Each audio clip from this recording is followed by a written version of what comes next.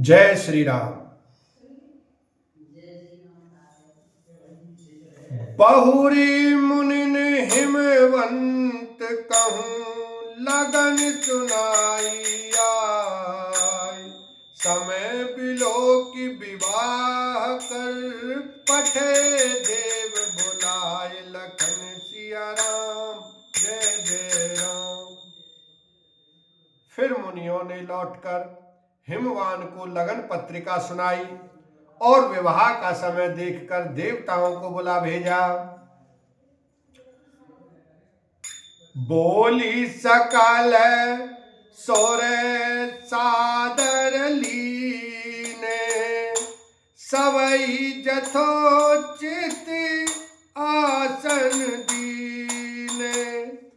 वेदी वेद विधान संवारी। सुभग सुमंगल गावै नारी। सब देवताओं को आदर सहित बुलावा लिया और सबको यथा योग्य आसन दिए। वेद की रीति से वेदी सजाई गई और स्त्रियां सुंदर श्रेष्ठ मंगल गीत गाने लगीं। सिंहासन अति दिव्य सुहावा। जाइन बरनी बिरंची बनावा। बैठे शिव बे प्रण सिरुनाई।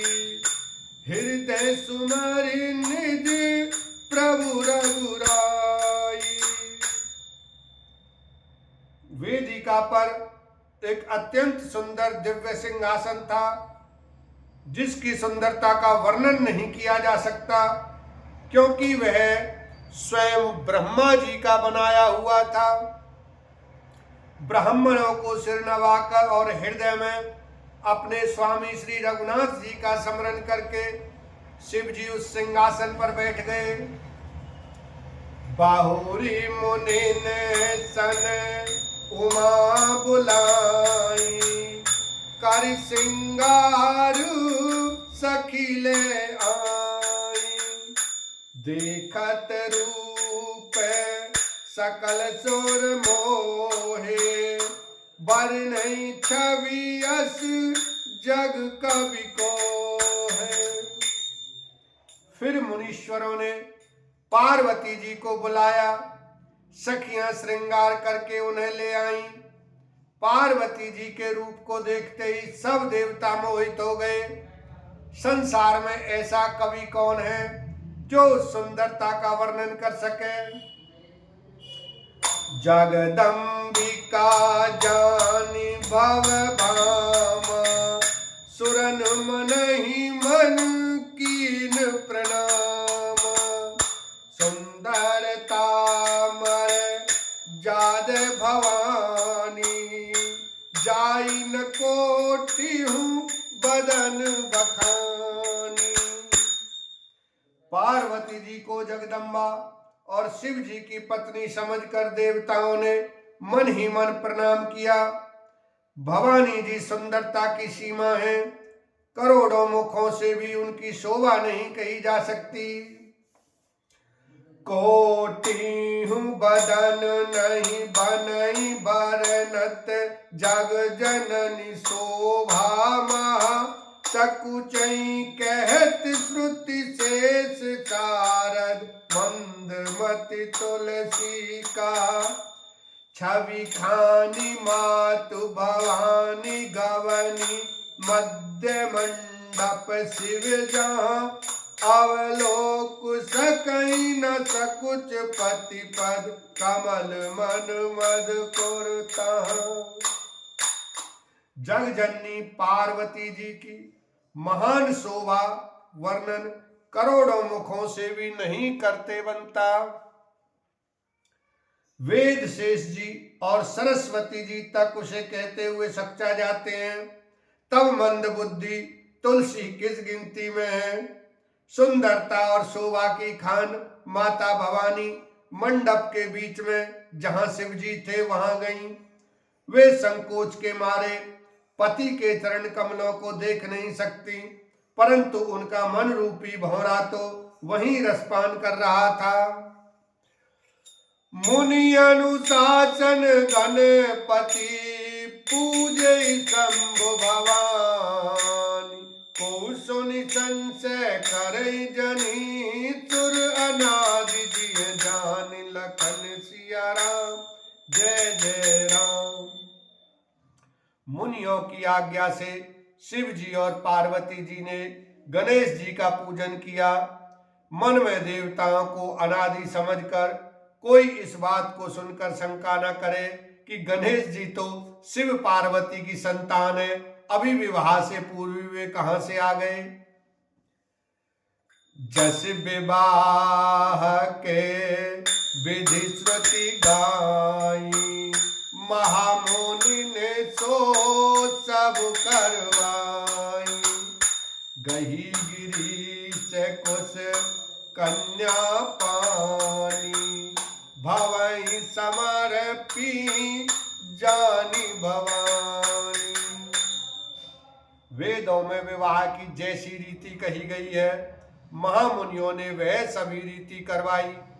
पर्वतराज हिमाचल ने हाथ में कुश लेकर तथा कन्या का हाथ पकड़कर उन्हें भवानी शिव पत्नी जानकर शिव जी को समर्पण किया।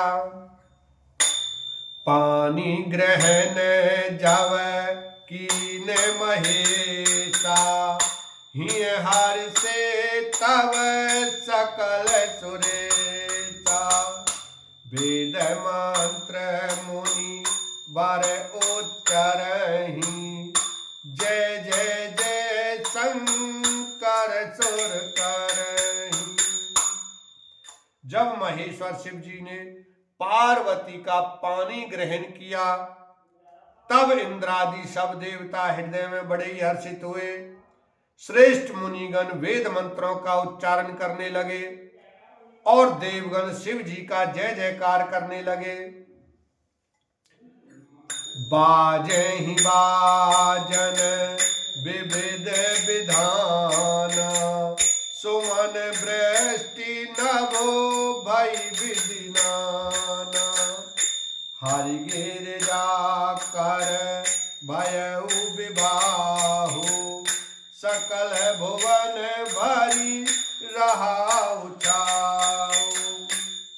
अनेकों प्रकार के बाजे बजने लगे, आकाश से नाना प्रकार के फूलों की वर्षा हुई, शिव पार्वती का विवाह हो गया, सारे ब्रह्मांड में आनंद भर गया।